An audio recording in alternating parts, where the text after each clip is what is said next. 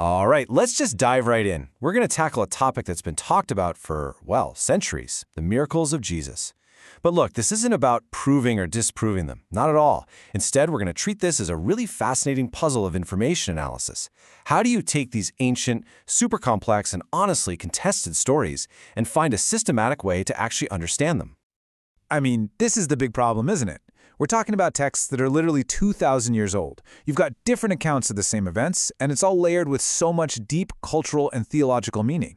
It can feel like this impossible knot to untangle. But today, we're going to use this classic challenge to show you a really powerful method that can help you make sense of any complex subject, no matter how tangled up it seems. So, here's our game plan. We're going to start by facing that miraculous mess head-on. Then I'll show you the very first step to taming any kind of information chaos. You gotta categorize it. From there, we'll talk about building a modern knowledge base, how to look at the story through different lenses, and finally, we'll pull it all together into a universal framework you can use on any story you want to dig into. Okay, let's roll up our sleeves and get into the mess itself. Because before we can find any clarity, we really have to appreciate the scale of the challenge we're up against with this kind of ancient, layered source material. You know, these stories didn't just pop up out of thin air. They were written in a cultural context where miracles, gods, and even demigods healing the sick, that was a widely believed idea. Think about figures like Asclepius in Greek mythology. For anyone analyzing this today, that cultural background is absolutely crucial.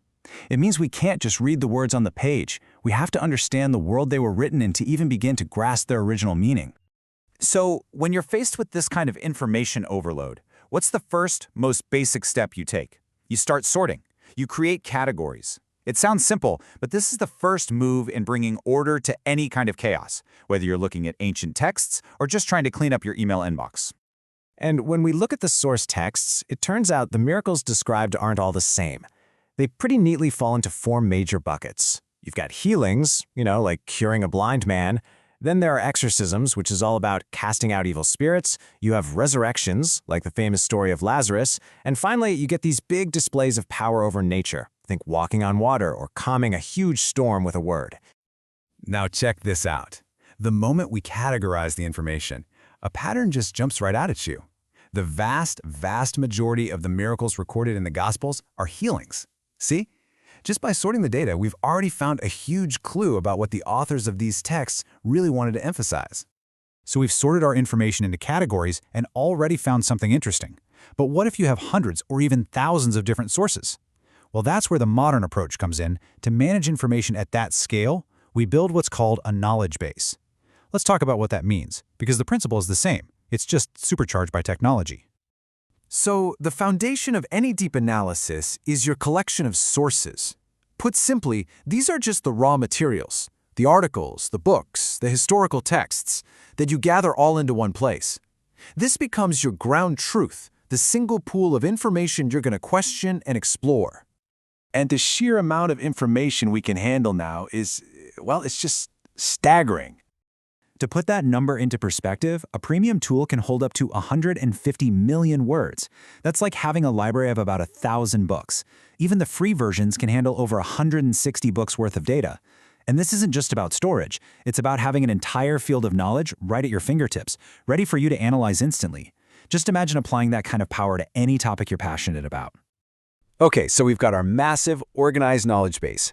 Now, the real fun begins. It's time to start asking smart questions and looking at all this information through different interpretive lenses. So when we start digging into our source material on the miracles, we find at least four major viewpoints popping up. You've got the traditional Christian view, which sees them as real, historical events proving divinity. Then there's liberal Christianity, which often interprets them as powerful, metaphorical stories. The consensus among scholars is pretty interesting. They agree the historical Jesus was seen as a miracle worker, but that history, as a discipline, just can't prove or disprove a supernatural event. And finally, you have a non-religious perspective that might suggest explanations like the placebo effect or even politically motivated rumors. And notice, we're not picking a side here.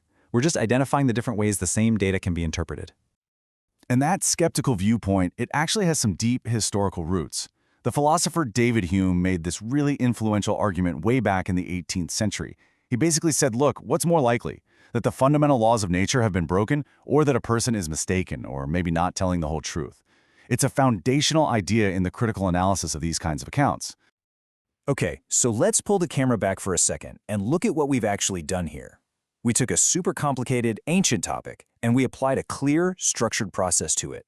The thing is, this method isn't just for theology or history. It's a powerful framework for understanding almost anything. And here it is. This is the crucial takeaway, the universal toolkit for thinking.